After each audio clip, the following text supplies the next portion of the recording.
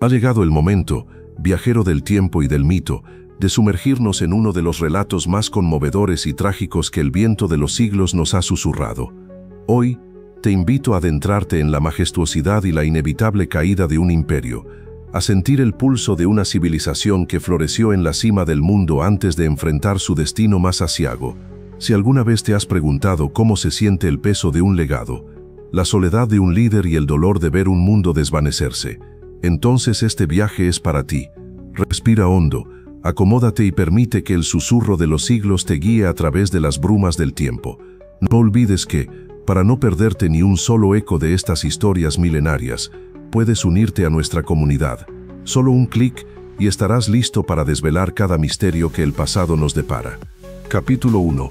El nacimiento de un presagio, el joven Moctezuma y el destino de Tenochtitlán. Respira profundamente, viajero, y permite que la brisa milenaria del susurro de los siglos te envuelva, transportándote a un tiempo donde el aire mismo vibraba con la magia de dioses antiguos y el destino de un imperio se tejía en los hilos del firmamento. Cerremos los ojos juntos y vislumbremos las aguas serenas del gran lago de Texcoco, las mismas que un día vieron nacer una de las ciudades más asombrosas que la humanidad haya erigido. Tenochtitlán, la capital del poderoso imperio mexica. En este majestuoso escenario, entre canales intrincados, pirámides que rasgaban el cielo y jardines flotantes que desafiaban la imaginación, nació un niño. Era el año 1466, un año marcado por el calendario azteca como un conejo, un signo que para los sabios auguraba ciclos de abundancia y a la vez de un cambio inminente. Ese niño, destinado a ser el último gran emperador, no fue otro que Moctezuma Xocoyotzin, cuyo nombre resonaría siglos después con la melancolía de un imperio perdido y la grandeza de un líder que se enfrentó a un destino ineludible. ¿Alguna vez te has preguntado cómo sería crecer en una civilización donde cada amanecer era una ofrenda a los dioses, donde el destino se leía en las estrellas y el sacrificio era una senda hacia la inmortalidad? Moctezuma no fue un niño común. Desde sus primeros años su existencia estuvo entrelazada con el destino mismo de Tenochtitlán. Su linaje era puro, descendía de una estirpe de guerreros y sacerdotes, hombres y mujeres que habían forjado un imperio a fuerza de ingenio, fe y la punta de obsidiana. Su abuelo había sido un tlatoani, un orador, un líder, y el peso de esa herencia se cernía sobre él como la sombra de una águila real. Desde su nacimiento, la vida de Moctezuma fue un crisol de conocimiento y misticismo. No hubo juegos triviales ni caprichos de la infancia para él. Su educación, rigurosa y profunda, comenzó en el Calmecac, la escuela de los nobles, donde los jóvenes de alta cuna eran formados para gobernar, para guerrear, para interpretar los intrincados códices y para comunicarse con los dioses. Allí, bajo la atenta mirada de sacerdotes y sabios, Moctezuma se sumergió en el estudio de las estrellas, en los misterios de los ciclos del tiempo, en la compleja teología que sostenía el universo azteca. Aprendió los himnos sagrados, los rituales ancestrales, la historia de sus gloriosos antepasados y las profecías que susurraban sobre el regreso de Quetzalcóatl, la serpiente emplumada, un dios creador cuya ausencia marcaba una esperanza y quizás un temor en el corazón de su pueblo. Imagina por un momento a un joven Moctezuma. No era un guerrero feroz en sus inicios, aunque el arte de la guerra era esencial para cualquier líder azteca. Su verdadera fortaleza, su inclinación natural, residía en el ámbito de lo sagrado y lo intelectual. Poseía una mente aguda, una curiosidad insaciable y una profunda piedad. Era un estudioso de los augurios, un intérprete de los sueños, un hombre que pasaba horas meditando en los templos, buscando respuestas en el humo del incienso y en el silencio de las cámaras de sacrificio. Su voz, incluso en su juventud, ya mostraba el eco de la autoridad, pero también la sombra de una profunda introspección. La sociedad azteca era una compleja red de deberes y rangos, y el joven Moctezuma comprendió esto desde su primera respiración. Era un mundo de contrastes, la belleza de sus artesanías, la precisión de su calendario, la ingeniería de sus chinampas, convivían con los rituales de sacrificio que mantenían en equilibrio el cosmos. Y Moctezuma, en su formación, absorbió ambos aspectos. Aprendió el arte de la diplomacia, la estrategia militar, la administración de vastos territorios, pero, sobre todo, cultivó una fe inquebrantable en los dioses que creía gobernaban cada aspecto de su existencia.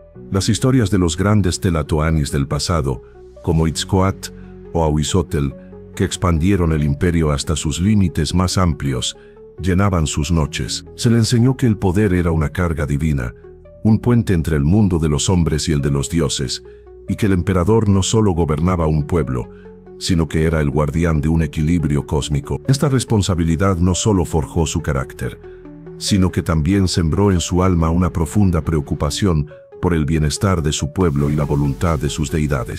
Tenochtitlan, mientras tanto, crecía en magnificencia. Sus templos se alzaban cada vez más altos. Sus mercados rebosaban de bienes de todas las regiones del imperio. Sus artesanos creaban maravillas en oro, plumas y obsidiana. Pero, bajo este esplendor, un susurro persistente recorría las calles y los palacios. Las antiguas profecías. Se hablaba del regreso de Quetzalcóatl, de un tiempo de grandes cambios, de ciclos que se cerraban y otros que comenzaban. Estas narraciones no eran meras leyendas, eran parte intrínseca del tejido cultural azteca, alimentando tanto la esperanza como una latente ansiedad. Moctezuma, el joven sacerdote y príncipe, no era ajeno a estos susurros. De hecho, como futuro tlatoani, estaba más sintonizado que la mayoría con los signos que el universo ofrecía. Las lluvias inusuales, los cometas que cruzaban el cielo nocturno, los sueños extraños que compartían los sabios, todo era interpretado como un mensaje, una advertencia. El imperio, en su apogeo, ya sentía el inminente cambio en el aire, como la quietud opresiva antes de una gran tormenta. Moctezuma creció con la conciencia de que su destino no sería simplemente el de un gobernante, sino el de un líder que enfrentaría una encrucijada cósmica. Su infancia y juventud fueron, en esencia, la preparación para una tormenta que nadie podía prever en su magnitud. Una tormenta que no solo arrasaría su mundo, sino que cambiaría para siempre el curso de la historia. Capítulo 2. Ascenso al trono. El octavo Güey Tlatoani y la carga del poder. Respira hondo, viajero del tiempo, y siente cómo el pulso de Tenochtitlan, la majestuosa ciudad sobre el lago, comienza a acelerarse. El susurro de los siglos te guía ahora a un momento crucial, un punto de inflexión en la vida de Moctezuma y en el destino de todo un imperio. Después de años de preparación, de inmersión en los misterios de los códices y la estrategia militar, llegó el día en que el joven príncipe dejaría de serlo para cargar sobre sus hombros el inmenso peso de un pueblo entero. ¿Alguna vez has imaginado lo que significa que el destino de miles, quizás de millones de almas, descanse sobre tus hombros? Para Moctezuma, ese momento no fue solo una coronación, sino una consagración. Tras la muerte de su predecesor, Ahuizotl, en el año 1502, el Consejo de Electores, compuesto por los más sabios sacerdotes y los más valientes guerreros, se reunió para decidir quién sería el octavo Güey Tlatoani, el gran orador, el emperador que guiaría a los mexicas a través de los desafíos del tiempo. La elección no fue una mera formalidad. Era un proceso de profunda deliberación, donde se evaluaban no solo las habilidades militares y administrativas, sino también la piedad, la sabiduría y la capacidad para interpretar la voluntad divina. Moctezuma, con su profundo conocimiento de la religión, su elocuencia y una reputación de prudencia y justicia, se destacó. Su ascenso al trono no fue un acto de ambición personal, sino el reconocimiento de un destino forjado desde su nacimiento. Los augurios, que tanto había estudiado, parecían susurrar su nombre.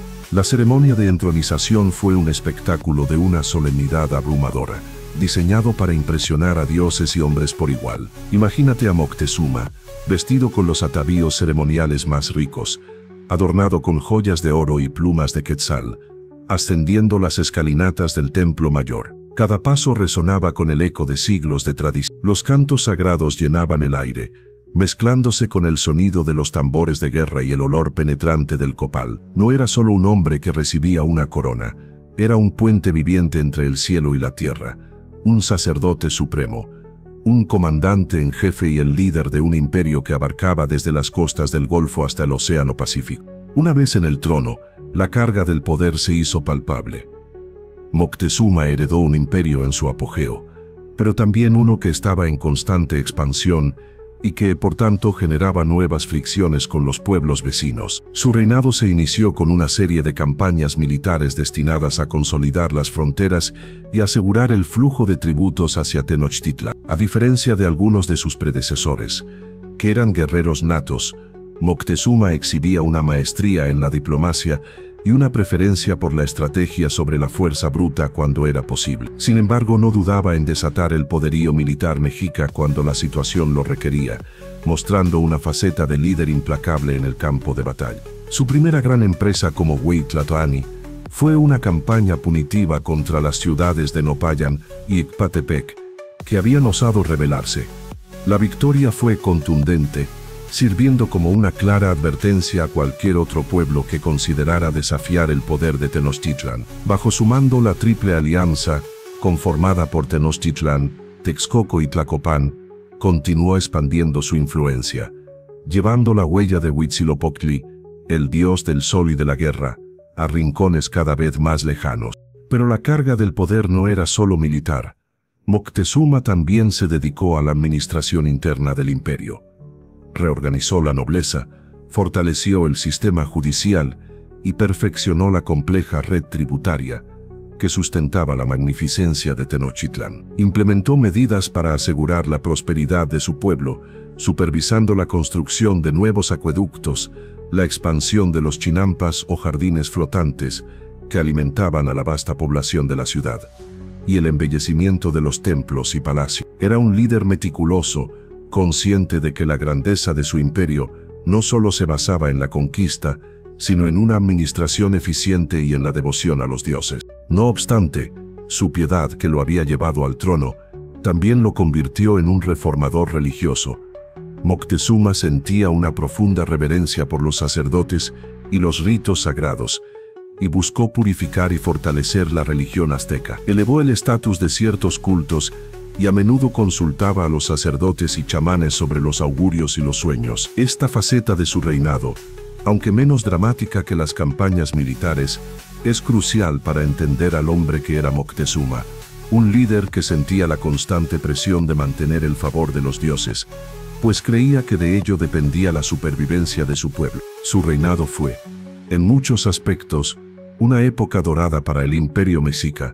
Las arcas de Tenochtitlan rebosaban de tributos, sus ejércitos eran invencibles, y su capital era el epicentro de un vasto mundo. Moctezuma, en la cúspide de su poder, era el hombre más influyente y temido de Mesoamérica. ¿Pero alguna vez te has detenido a pensar en la soledad de un rey?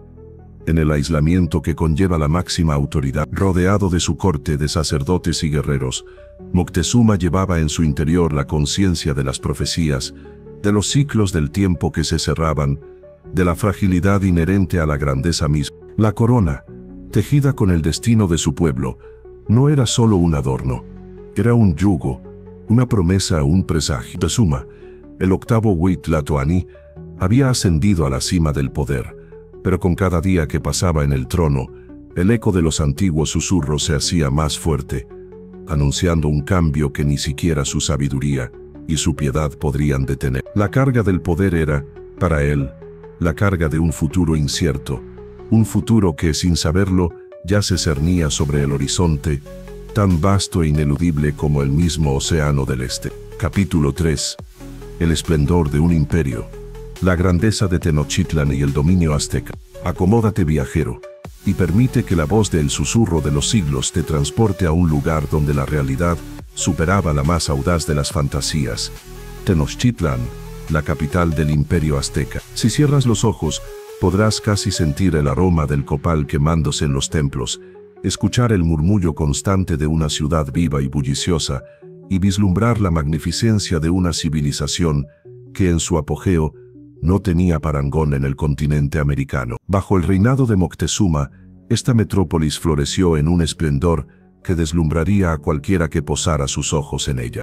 ¿Te has preguntado alguna vez cómo sería vivir en una ciudad construida sobre un lago, una urbe que desafiaba la naturaleza y que era en sí misma una obra de arte Tenochtitlán no era simplemente una ciudad, era un cosmos en miniatura, un reflejo del orden divino y del poder humano. En su centro se erguía el templo mayor, la imponente pirámide doble dedicada a Huitzilopochtli, dios de la guerra y el sol, y a Tlaloc, dios de la lluvia y la fertilidad. Sus escalinatas rojas manchadas con la sangre de sacrificios se alzaban hacia el cielo, un punto de conexión entre el mundo terrenal y el reino de los dioses. Alrededor de este corazón sagrado, el recinto sagrado albergaba decenas de templos más pequeños, escuelas, palacios sacerdotales y el Tzompantli, una inquietante estructura de cráneos que recordaba el poder de la vida y la muerte.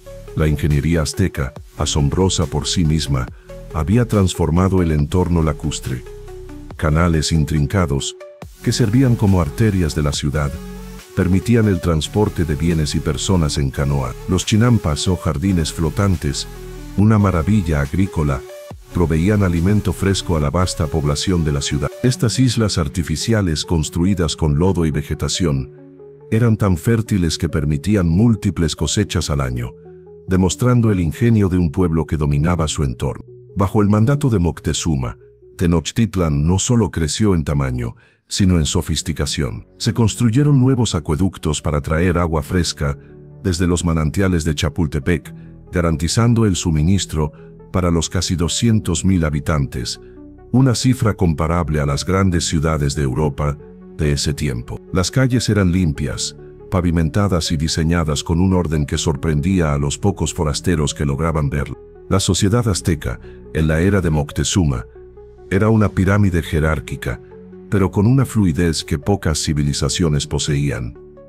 En la cúspide estaba el Hueytilatoani, el emperador, la figura más sagrada y poderosa. Bajo de él, la nobleza, los pipiltín, que incluían a guerreros de élite, sacerdotes y administradores, ocupaban posiciones de privilegio. Los Macehualtín, el pueblo llano, formaban la base de la sociedad. Agricultores, artesanos y comerciantes, cada uno con su rol definido, pero incluso un Macehual talentoso podía ascender en la escala social a través de sus méritos en la guerra o en el sacerdocio, demostrando que el imperio valoraba el talento y la dedicación. El mercado de Tlatelolco, una ciudad gemela unida a Tenochtitlán, era el centro neurálgico del comercio. Imagina un vasto espacio donde confluían mercaderes de todos los rincones del imperio, y más allá. Desde las remotas costas del Golfo llegaban plumas de quetzal y cacao, del sur, algodón y obsidiana, de las montañas jade y oro.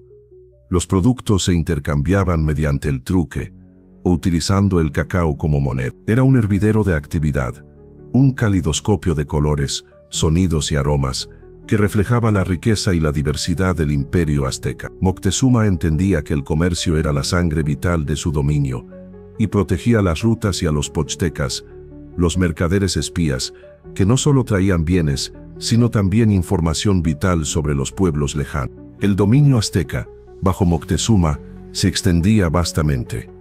Desde el corazón del Valle de México, su influencia se proyectaba sobre una intrincada red de estados tributarios. Estos pueblos, aunque no siempre eran completamente sometidos en su cultura, estaban obligados a pagar un tributo regular a Tenochtitlán. El tributo podía ser en forma de productos agrícolas, artesanías, materias primas como oro y plata, o incluso en hombres y mujeres para los sacrificios rituales. Este sistema no solo enriquecía a la capital, sino que mantenía una compleja estructura de poder, donde la amenaza de la formidable Triple Alianza era suficiente para asegurar la obediencia. La cultura azteca, rica y compleja, florecía en todos los ámbitos.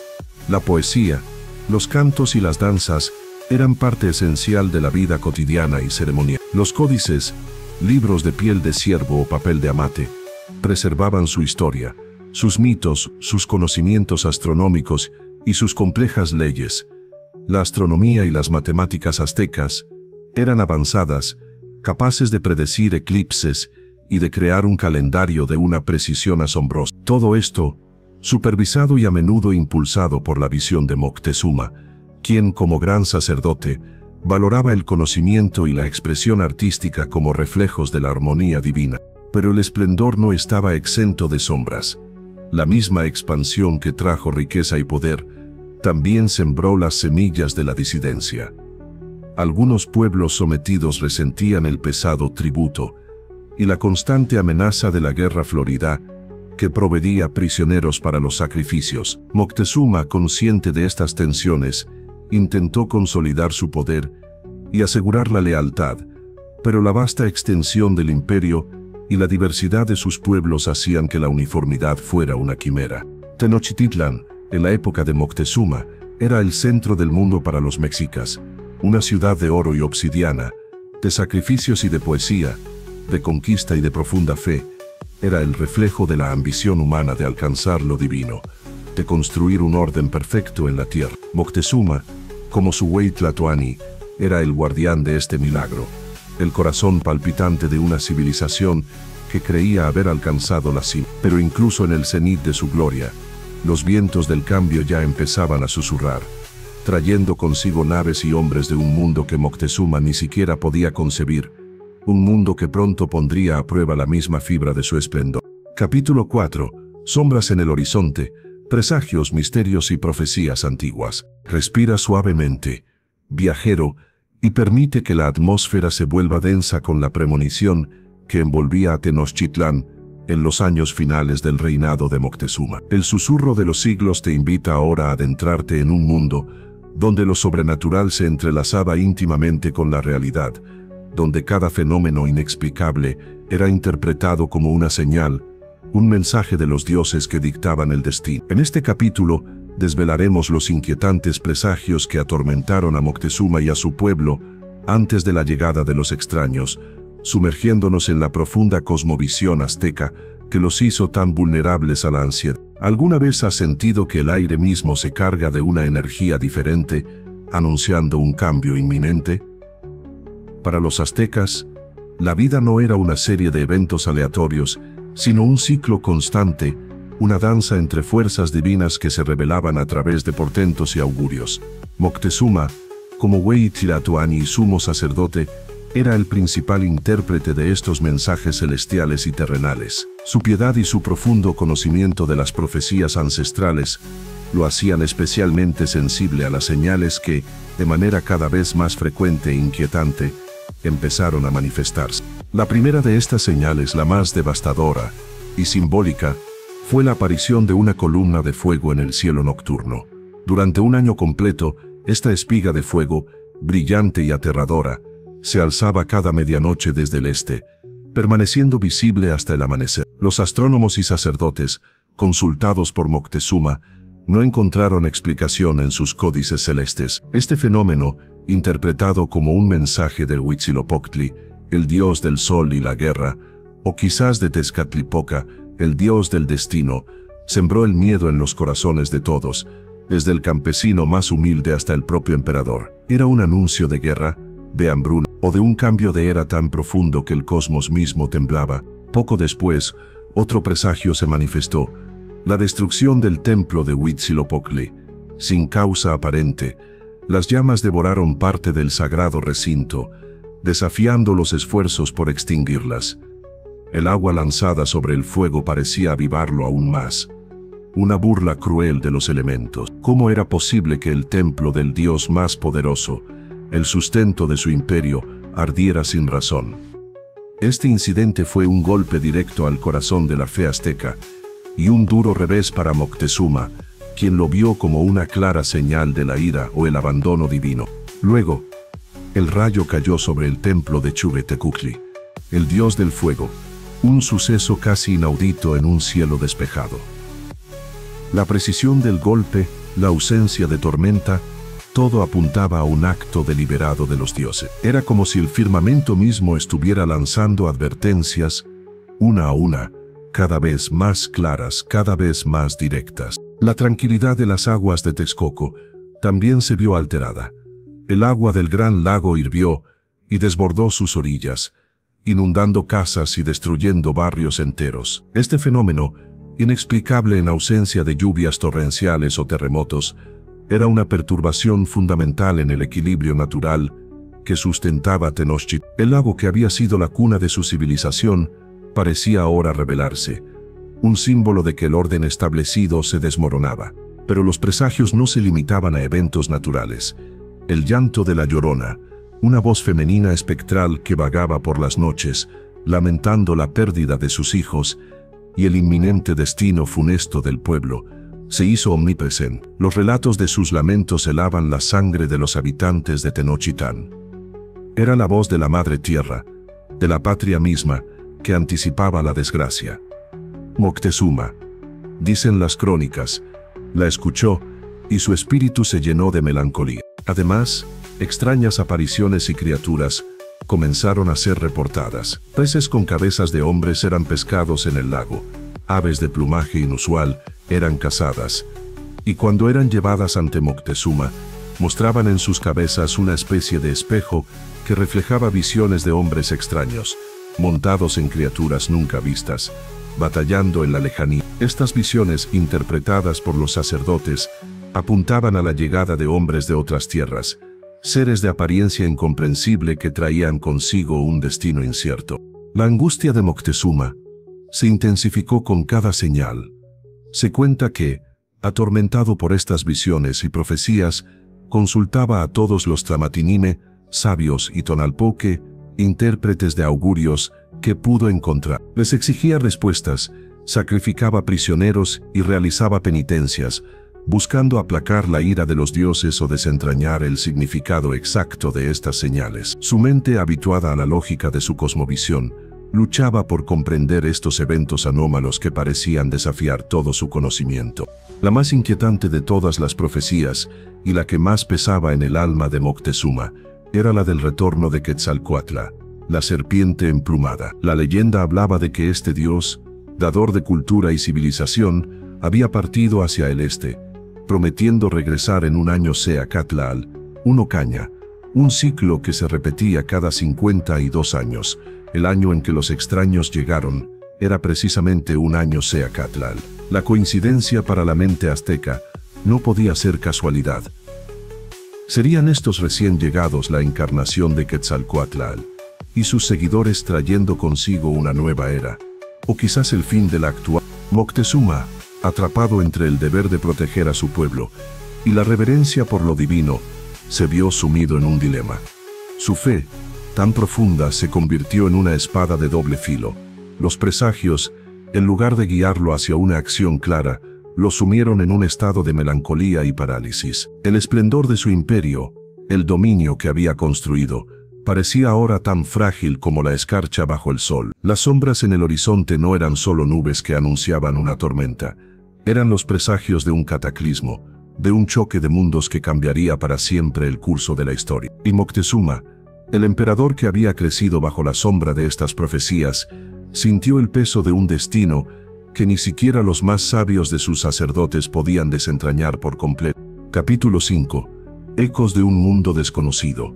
Los primeros contactos y la incertidumbre. Respira hondo, viajero, y siente cómo la calma ilusoria de Tenochtitlan comienza a disiparse, reemplazada por la punzante incertidumbre. El susurro de los siglos te lleva ahora a un punto de no retorno, al momento en que los ecos de un mundo inimaginable comenzaron a resonar en las orillas del imperio azteca. Moctezuma, el emperador que había crecido bajo la sombra de antiguas profecías, ahora se enfrentaba a una realidad que desafiaba toda su comprensión. ¿Alguna vez te has enfrentado a lo completamente desconocido? A algo tan ajeno a tu experiencia que tu mente lucha por categorizarlo. Para Moctezuma y su pueblo, la llegada de los españoles no fue simplemente el arribo de otros seres humanos. Fue una irrupción que sacudió los cimientos de su cosmovisión. Los primeros reportes llegaron a Tenochtitlan como susurros distantes, historias fragmentadas contadas por mercaderes y pescadores de las costas lejanas del Golfo. Hablaban de montañas flotantes sobre el agua, de seres con rostros pálidos y barbas largas, de extrañas armaduras que brillaban como el sol y de truenos que surgían de tubos de metal. Estas primeras descripciones eran tan fantásticas que en un principio fueron recibidas con incredulidad y asombro. ¿Cómo podrían existir tales criaturas? ¿Eran dioses, demonios, o quizás la encarnación de antiguos mitos? Moctezuma, que había dedicado su vida a interpretar los signos y los mensajes divinos, se sintió profundamente perturbado. Los presagios que lo habían atormentado durante años, La columna de fuego, los templos en llamas, el agua hirviente del lago, parecían ahora cobrar un sentido ominoso. ¿Podrían estos extraños estar conectados con las profecías del regreso de Quetzalcóatl o de otros dioses? El emperador, en su desesperación por comprender, envió a sus más leales y valientes pochecas, los mercaderes espías y a sus sacerdotes más sabios a las costas para investigar. Les instruyó que observaran, que escucharan, que intentaran comunicarse con estos seres. Quería entender su naturaleza, sus intenciones, su origen. Las delegaciones regresaron con informes cada vez más detallados y aterradores. Describían naves que escupían fuego, criaturas de 4 patas que galopaban con furia, los caballos, bestias nunca antes vistas en Mesoamérica, y hombres con voces que parecían cortar el aire. La reacción de Moctezuma fue una mezcla compleja de miedo, fascinación y una profunda incertidumbre. Su mente racional, formada en la lógica de su mundo, intentaba dar sentido a lo que era intrínsecamente ajeno. Su piedad lo inclinaba a considerar la posibilidad de que fueran dioses o enviados divinos, especialmente si coincidían con el año Seacat, el año de la profecía de Quetzalcóatl. Si eran dioses, la resistencia sería impía y sin sentido. Si eran hombres, ¿cómo podrían ser tan diferentes? En un intento por manejar la situación, y quizás por satisfacer a los supuestos dioses, Moctezuma tomó decisiones que hoy, a la luz de la historia, parecen ingenuas, pero que en su momento eran el reflejo de su cosmovisión. Envió regalos a los recién llegados, ofrendas de oro, plumas y jade, símbolos de la riqueza y la devoción azteca. No eran solo obsequios, eran para él una forma de comunicación ritual, un gesto de bienvenida o, si eran seres divinos, un tributo. Pero lo que para Moctezuma era un signo de respeto o un intento de apaciguamiento, para los españoles fue una confirmación de la inmensa riqueza del nuevo continente, avivando aún más su ambición. Se dice que Moctezuma les envió incluso insignias de Quetzalcóatl, como una máscara de serpiente y un tocado de plumas, probando si la leyenda era cierta, si realmente eran el dios que volvía. La respuesta de los españoles, lejos de la reverencia esperada, fue la de una avidez insaciable por el metal brillante. Esto debió haber sido un choque para la mente de Moctezuma, un indicio de que estos seres no se ajustaban a sus categorías conocidas. La incertidumbre se transformó en una parálisis gradual. El emperador, habituado a tomar decisiones firmes y decisivas, se encontró en un laberinto de dilemas. Debía enfrentarlos con la fuerza militar. Sus ejércitos eran vastos y victoriosos. Pero ¿cómo se lucha contra lo divino? Debía intentar ganarse su favor, o ignorarlos y esperar que se marcharan. Cada opción parecía arriesgada, cada paso incierto. Su profunda religiosidad, que había sido su fortaleza, se convirtió ahora en su mayor debilidad, pues lo predispuso a interpretar la llegada de los españoles a través del velo de las profecías y los presagios. Mientras tanto, Hernán Cortés, el líder de los forasteros, aprovechaba esta incertidumbre. Astuto y ambicioso, no dudó en manipular las creencias aztecas, presentándose como un emisario divino o un ser de gran poder. Se alió con los pueblos enemigos de los aztecas, aquellos que resentían el dominio de Tenochtitlán y veían en los españoles una oportunidad para liberarse del yugo tributario. Tlaxcaltecas, totonacas y otros se unieron a los forasteros, convirtiéndose en el eslabón clave en la cadena de eventos que llevarían a la caída del imperio. Moctezuma, en su palacio de Tenochtitlán, recibía informes diarios, cada uno más contradictorio que el anterior. Su corte estaba dividida. Algunos consejeros urgían a la guerra inmediata, otros a la cautela y la diplomacia. Pero la decisión final recaía sobre sus hombros, y el peso de esa responsabilidad era inmenso. El emperador, que había gobernado con mano firme un vasto imperio, se sentía ahora como un hombre a la deriva, incapaz de entender la magnitud de la ola que se aproximaba. Los ecos de un mundo desconocido se acercaban, no como un susurro, sino como un grito que prometía desatar un torbellino. La incertidumbre de Moctezuma no era una debilidad personal, sino el reflejo de un choque entre dos mundos que no podían comprenderse, dos realidades que estaban a punto de colisionar con consecuencias irreversibles. Las profecías se acercaban a su cumplimiento y el emperador azteca se encontraba en el umbral de una historia que cambiaría para siempre el rostro de un continente. Capítulo 6. La danza de la serpiente y el águila. Cortés, Quetzalcóatl y el encuentro inevitable. Cierra los ojos, viajero, y siente cómo la tensión se eleva, como una cuerda que se tensa hasta el límite. El susurro de los siglos te arrastra ahora al corazón mismo del drama, al momento fatídico en que dos mundos, separados por océanos y siglos de desarrollo, finalmente se encontraron. Un encuentro que no fue una simple colisión, sino una compleja danza de malentendidos, ambiciones y profecías, donde la fe azteca se entrelazó peligrosamente con la astucia conquistadora. ¿Alguna vez te has preguntado cómo dos líderes de mundos tan dispares pudieron mirarse a los ojos y qué vieron en el reflejo del otro? Por un lado, Moctezuma Xocoyotzin, el Huitzilopochtli, el guardián de un imperio místico, un hombre imbuido de la sabiduría ancestral y el peso de presagios inminentes. Por otro, Hernán Cortés, el conquistador español, un hombre de acero y ambición desmedida, un estratega implacable con una fe inquebrantable en su Dios y en su propio destino.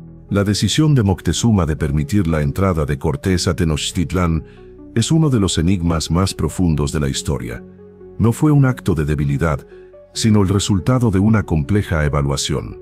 Los informes de sus espías confirmaban que estos extraños no eran simplemente hombres. Sus armas, sus bestias, su capacidad para aparecer y desaparecer en el horizonte, todo sugería una naturaleza casi divina, o al menos una conexión con fuerzas sobrenaturales. Y crucialmente, la fecha de su llegada, el año Seacatl, resonaba con la antigua profecía del regreso de Quetzalcóatl, la serpiente emplumada.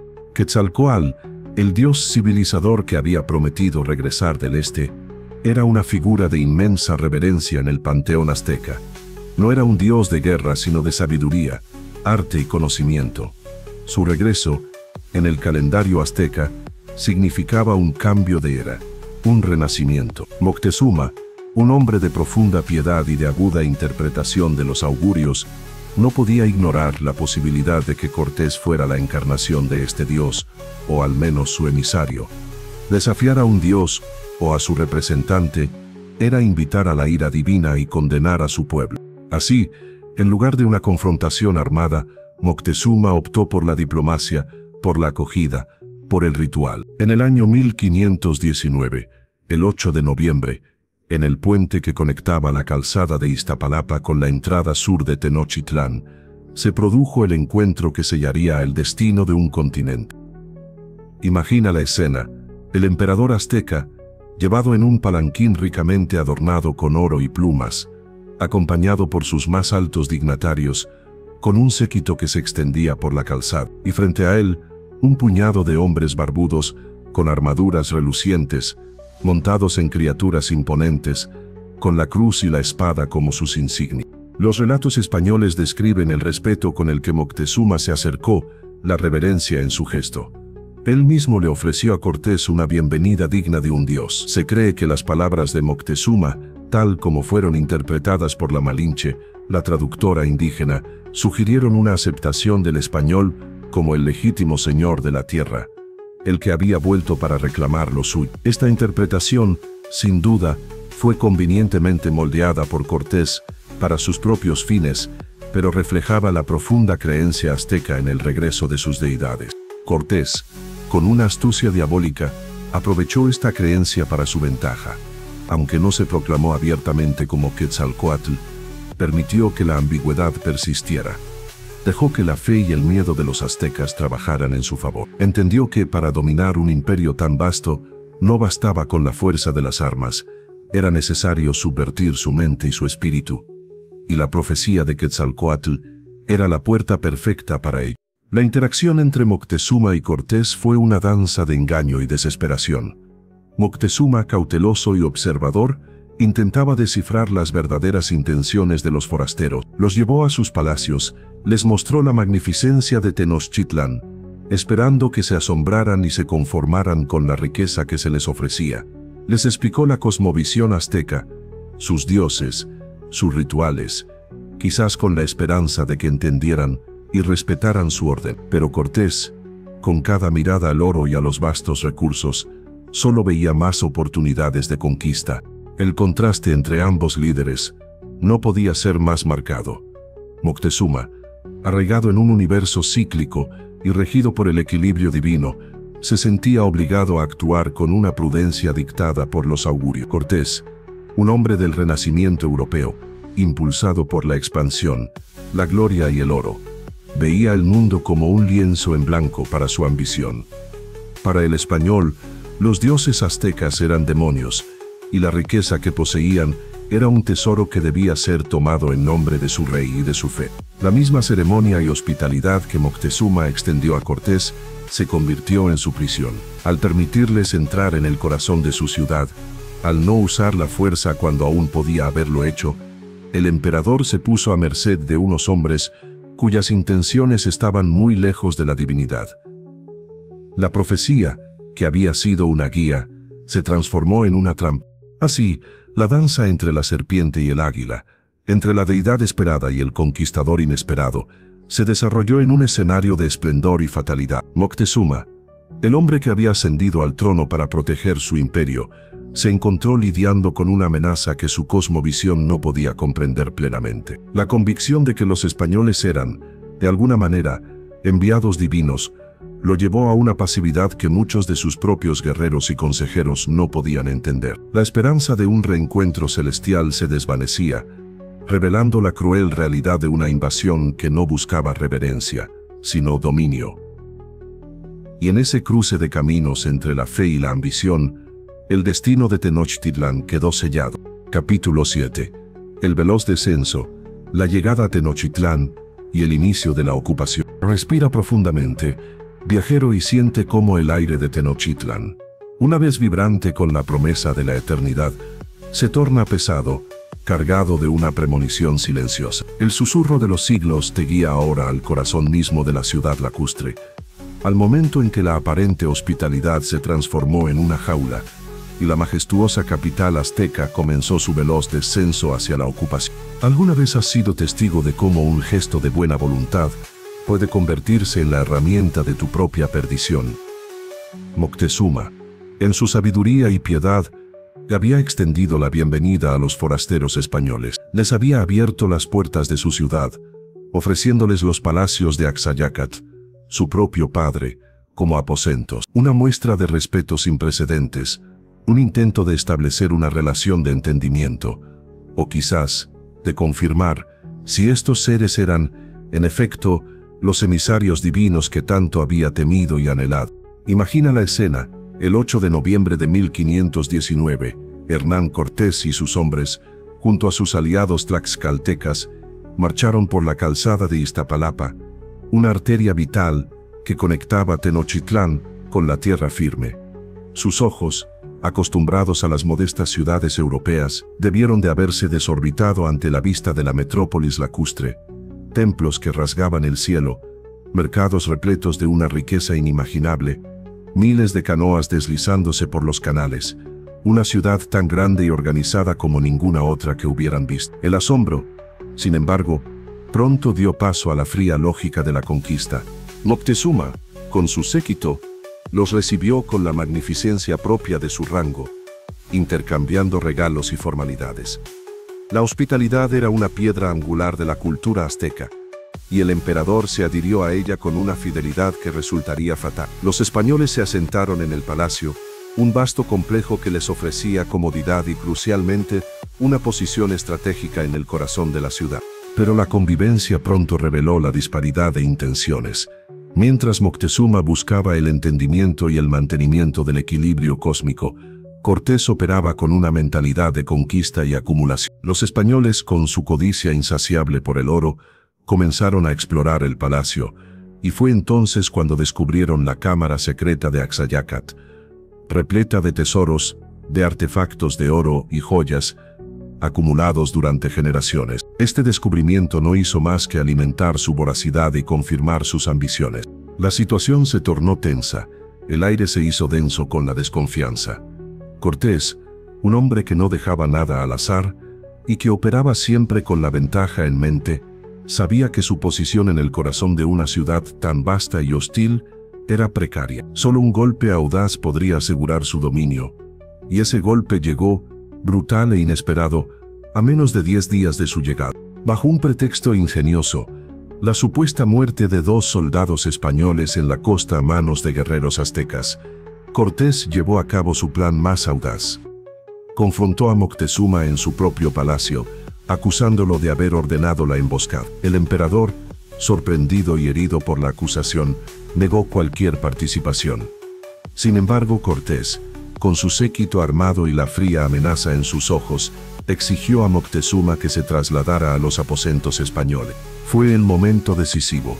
Moctezuma, el poderoso Huitlatoani, el hombre cuya palabra era ley en todo un imperio, se convirtió en un rehén en su propia casa.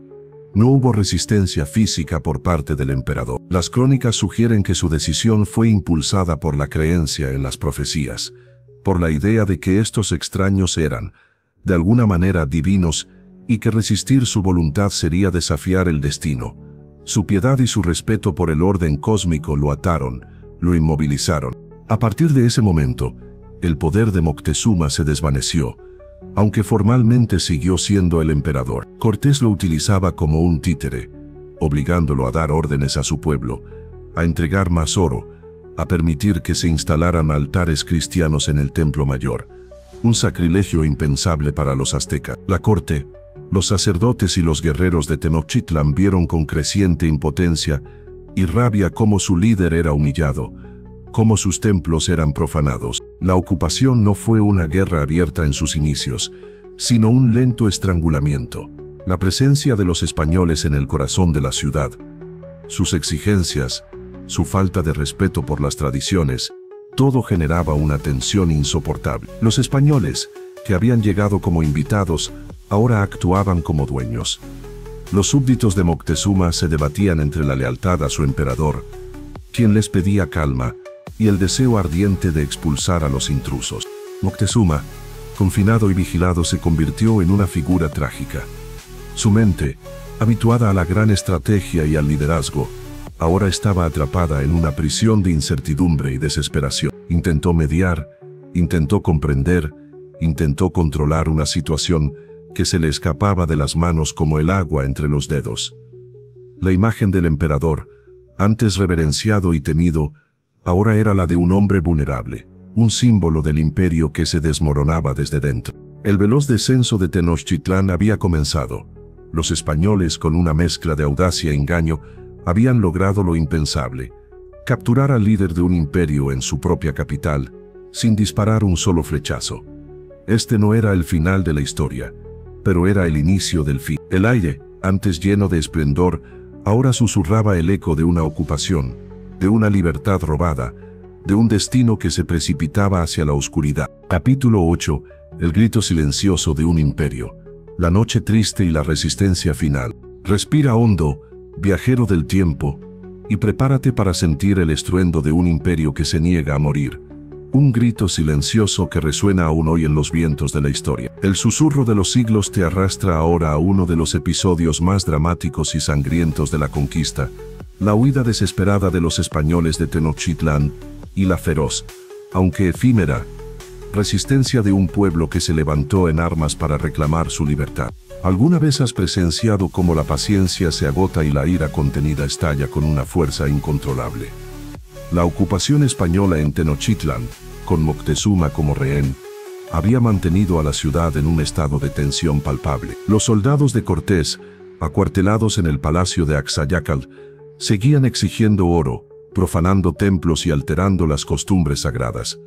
La humillación de Moctezuma, el líder venerado, era una herida abierta en el corazón del pueblo azteca. La chispa que encendió la hoguera fue la matanza del Templo Mayor. En ausencia de Cortés, quien había partido a la costa para enfrentar a Pánfilo de Narváez, el mando en Tenochtitlán recayó en Pedro de Alvarado, un hombre impetuoso y de temperamento volátil. Durante una celebración clave en honor a Huitzilopochtli, una festividad religiosa que congregaba a la nobleza y a los guerreros desarmados en el recinto sagrado, Alvarado, temiendo una conspiración o simplemente impulsado por la codicia y el fanatismo, ordenó una masacre. Miles de nobles y guerreros, ataviados con sus mejores galas para el rito, cayeron bajo las espadas españolas en un acto de traición que hirió profundamente el honor y la fe azteca. El lamento de la masacre resonó por toda Tenochtitlán. La furia, contenida por tanto tiempo, se desató con una intensidad devastadora. El pueblo, liderado ahora por Cuitláhuac, hermano de Moctezuma y un líder militar formidable, se levantó en una rebelión total. Sitiaron el palacio donde los españoles y sus aliados tlaxcaltecas se habían atrincherado. Las calles, antes caminos de esplendor, se convirtieron en campos de batalla, con los aztecas luchando con una ferocidad inspirada por la sed de venganza y la desesperación. Moctezuma, aún cautivo, intentó interceder, llamado por Cortés para calmar a su pueblo. Se dice que apareció en la azotea del palacio, buscando apaciguar a la multitud, recordándoles la antigua obediencia, pero la conexión con su pueblo se había roto. La visión de su emperador, convertido en un títere de los invasores, fue demasiado para los mexicas. Piedras y flechas llovieron sobre él. La vergüenza y el dolor de su situación, y el aparente rechazo de su propio pueblo, debieron haber sido insoportables. La situación para los españoles era insostenible. Rodeados sin víveres y con sus números disminuyendo, Cortés comprendió que debían huir. Planificó la retirada para la noche del 30 de junio de 1520, una noche oscura y lluviosa que pasaría a la historia como la Noche Triste. Imagina la desesperación.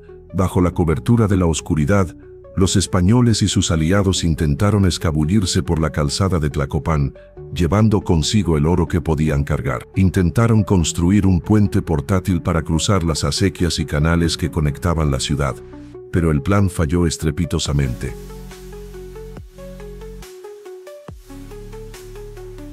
Los centinelas aztecas los descubrieron, y el grito de alarma resonó a través del lago. Lo que siguió fue un caos sangriento.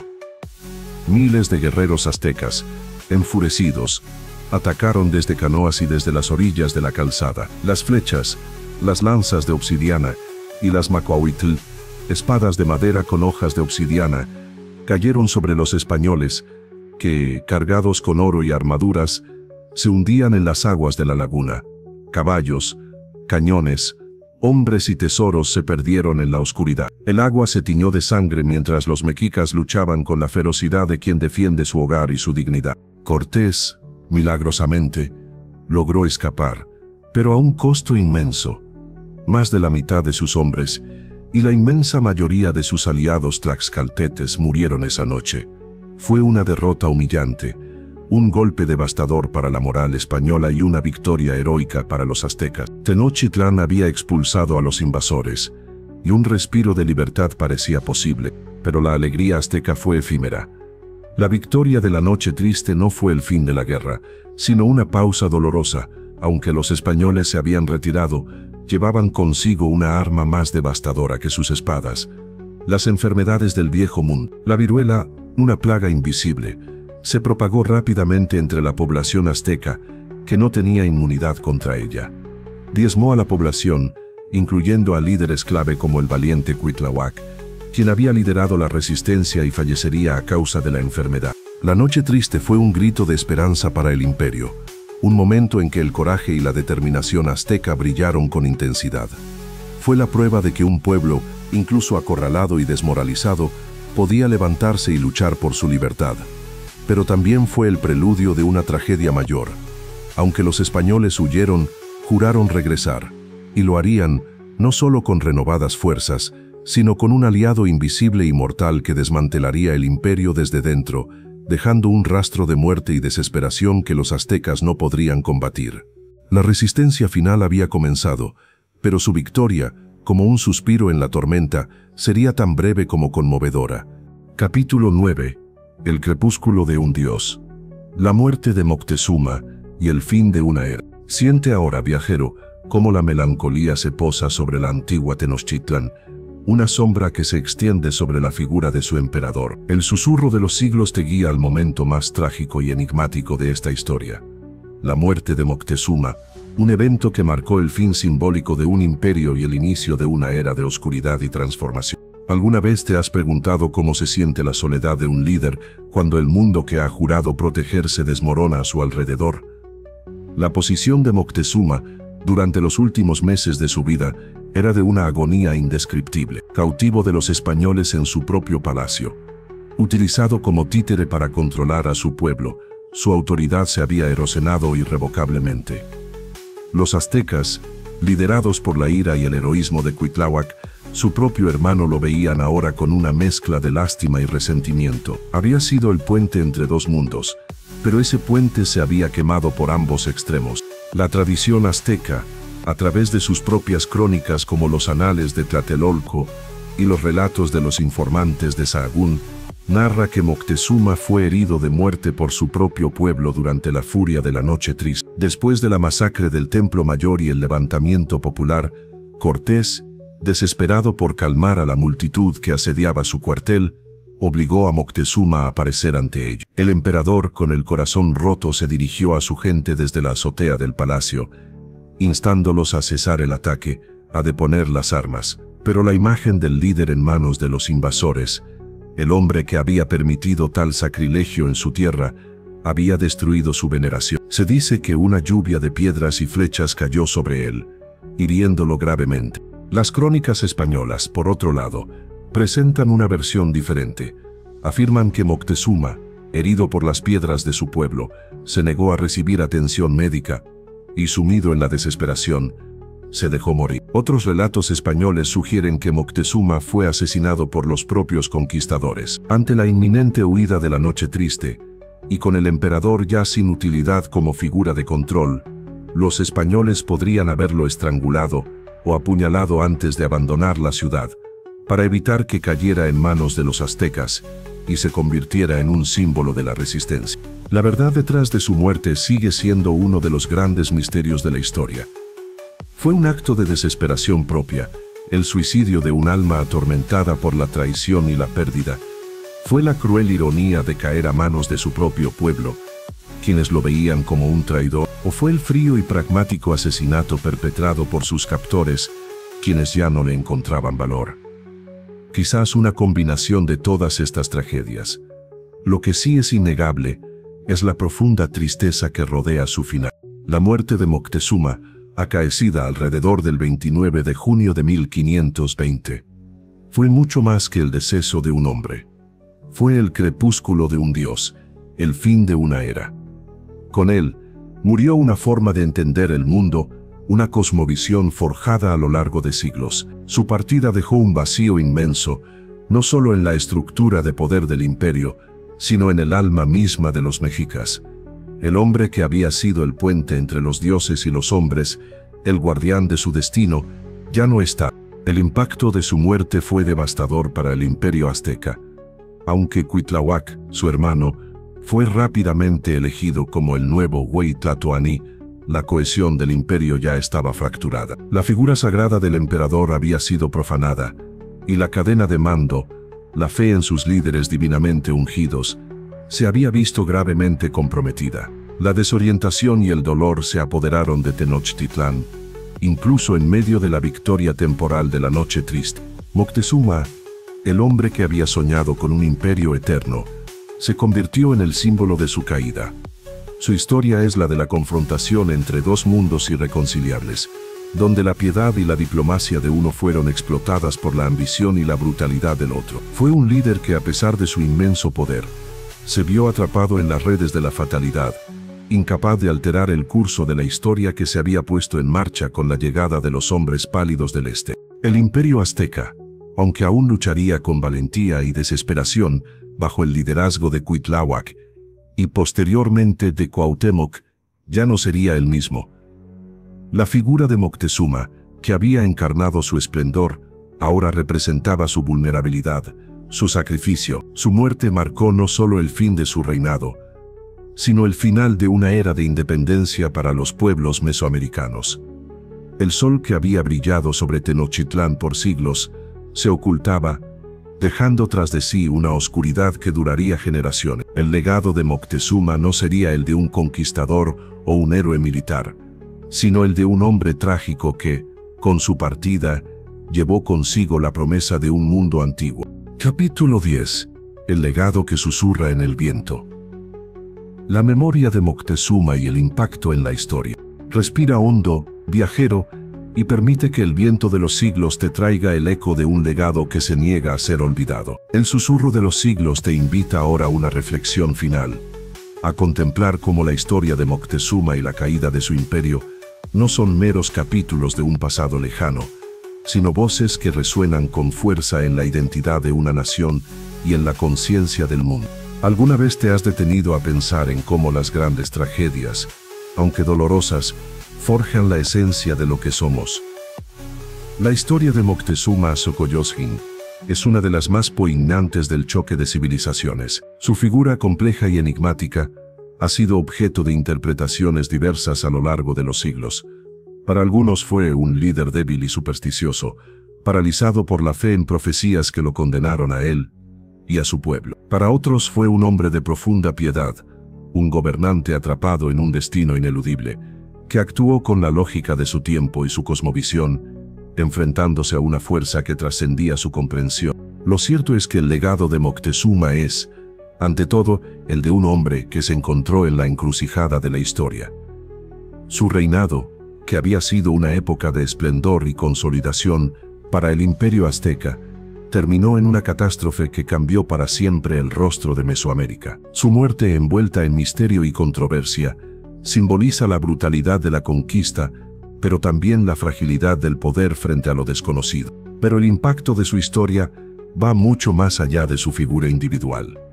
La caída de Tenochtitlan y el fin del imperio azteca marcan un hito crucial en la historia universal, el encuentro y la colisión de dos mundos. Este evento no solo redefinió la geografía política del continente americano, sino que también inició un proceso de mestizaje cultural, biológico y espiritual, que dio origen a nuevas identidades y naciones, como el México moderno.